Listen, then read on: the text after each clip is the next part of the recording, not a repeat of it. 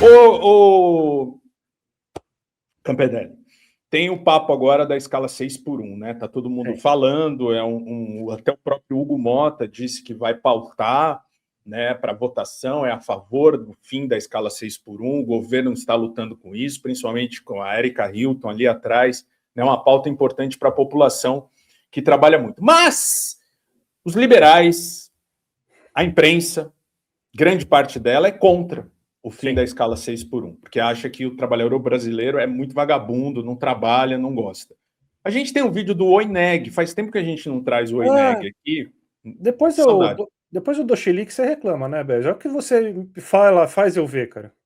Oineg, cara. A gente tem que ver um vídeo do Oineg aqui falando o seguinte, né? Ele é contra o fim da escala 6x1. O Oineg está preocupado aqui com o Brasil e diz que o agro é quem trabalha e que o brasileiro é vagabundo e que não sei o quê, que em comparação aos Estados Unidos, tirou do cu esse número. A gente tem um estudo do governo federal depois para rebater, mas muita gente falando desse tema da escala 6x1. Vamos ver aqui. Dois trabalhadores, um brasileiro e um americano. O americano produz 4 vezes mais. Vamos dizer isso de outra forma. O que um americano fabrica numa semana, a gente aqui no Brasil precisa de 1 mês para produzir. Então agora você imagina o efeito disso na economia inteira. O Brasil é um país improdutivo. Pode ter uma exceção aqui, outra ali, o agronegócio é um exemplo. E reduzir a jornada de trabalho sem redução salarial vai fazer o Brasil ficar ainda mais improdutivo, menos competitivo. A gente já tem taxa de juros pornográfica, carga tributária criminosa e uma folha de pagamento caríssima e que vai ficar ainda mais cara se essa medida populista passar. O que vai acontecer? Demissão? Aumento de preço? Não tem milagre. Os demagogos vão dizer que está tudo bem, vai ficar tudo ótimo, mas o compromisso deles não é com você não, é com a propaganda eleitoral. Olha, e o André trouxe um estudo aqui que a gente mostra, né, um estudo do governo. Redução da jornada de trabalho teria custo similar ao de reajustes históricos do salário mínimo. Nos grandes setores como indústria e comércio, o aumento no custo operacional será inferior a 1%. Nota técnica também contesta a relação mecânica entre diminuição de jornada e redução do PIB. Explica aí, André, essas cagadas, essas merdas que o Oineg falou, né, com relação ao que é a verdade, né, do que o cara é completamente contra, você viu que é a revolta, porque ele responde ao mercado, né, a Faria Lima, você vê que ele fala do agronegócio, não é à toa, né, tá tudo ali estratégico, né, e vem com esse papo quando as pessoas aqui querem ter, e no mundo inteiro está se fazendo uma redução da escala, uma tentativa de redução de escala de trabalho, e aqui no Brasil não, né? Exatamente, porque assim, ele fala assim que o Brasil os Estados Unidos produz 4 vezes mais que o Brasil, né, porque a produtividade é 4 vezes maior. Cara, o primeiro problema é que assim, produtividade é uma relação técnica, basicamente isso, é a relação entre quanto que tem de capital por trabalho. Por que o Brasil é menos produtivo que os Estados Unidos? Porque os Estados Unidos produzem chips e o Brasil produz bolo de pote. Esse é o grande problema. O Brasil é um país de serviços. A gente está numa desindustrialização braba. Não é porque, o jeito que ele fala, parece que o brasileiro é vagabundo, que o brasileiro não trabalha, que o americano é muito produtivo e que o brasileiro não quer trabalhar menos ainda. Como se a queda da produtividade fosse ocorrer porque você teria, então, uma quantidade menor de pessoas trabalhando, menos horas de trabalho. Então ele fala, nossa, eu sou um gênio, eu sei de matemática. Se a gente trabalhava antes 44 horas e produzia X, então se a gente trabalhar agora só 40 horas, nossa, a gente vai produzir menos, né?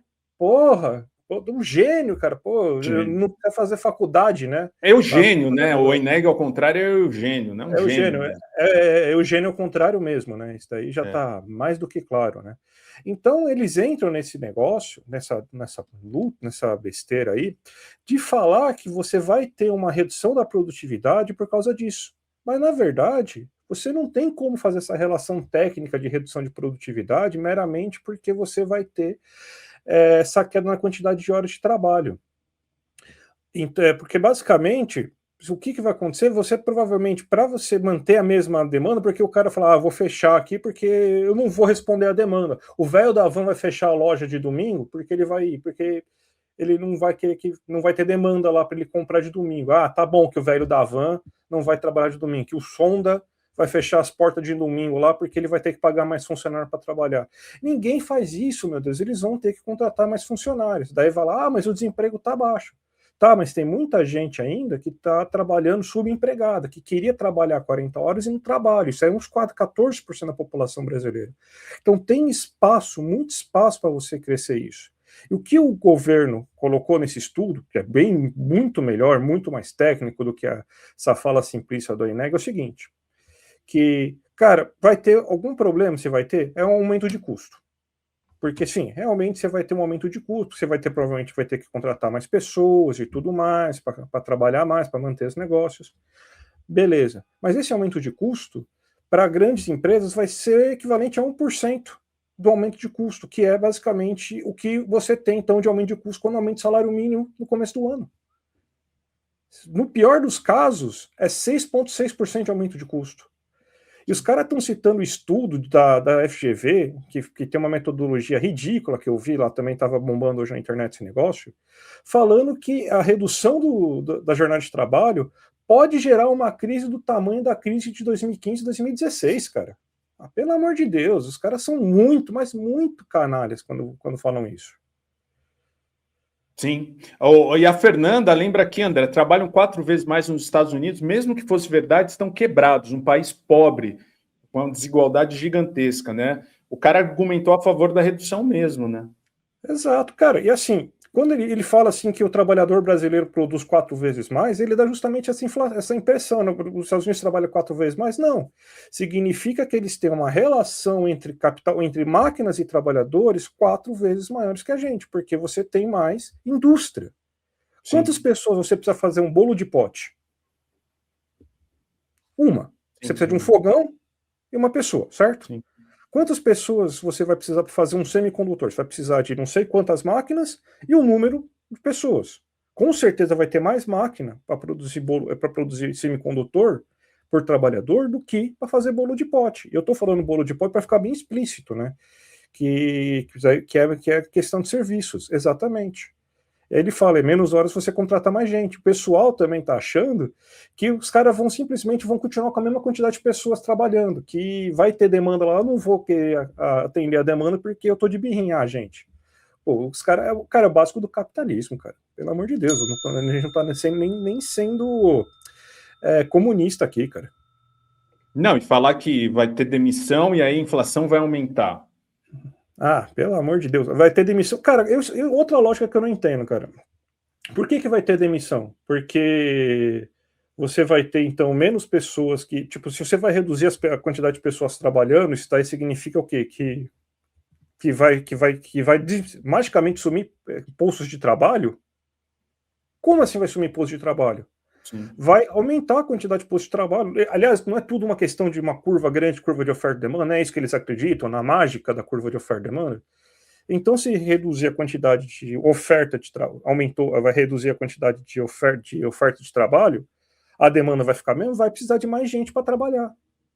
E vai ter inflação? Cara, pode ter inflação, porque vai aumentar os custos, mas que nem mostrou o estudo do IPEA, é a inflação que você tem quando o governo aumenta o salário mínimo. Que grande... não muda muito. Salve, salve, galã e galoa. Me responde uma coisa. Se você tivesse que dar uma nota de 0 a 10 pro seu 2025, qual seria? E a sua situação financeira hoje? Como é que tá? Agora pensa, de 0 a 10, o quanto você acha que consegue melhorar tudo isso?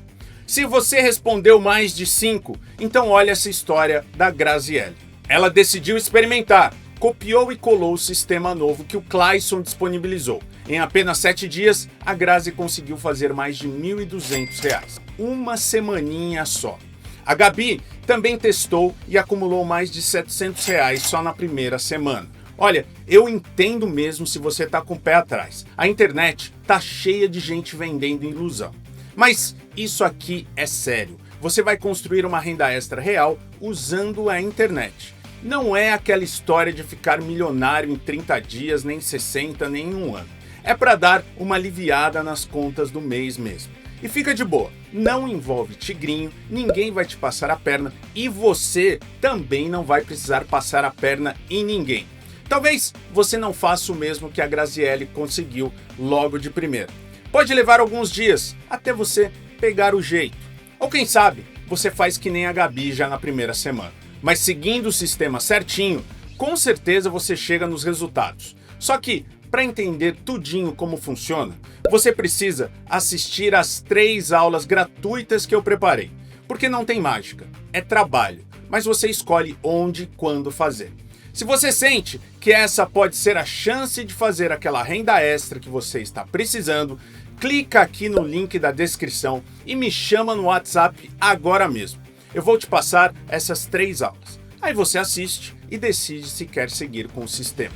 As aulas são de graça e já mostram um caminho real para ganhar dinheiro pela internet.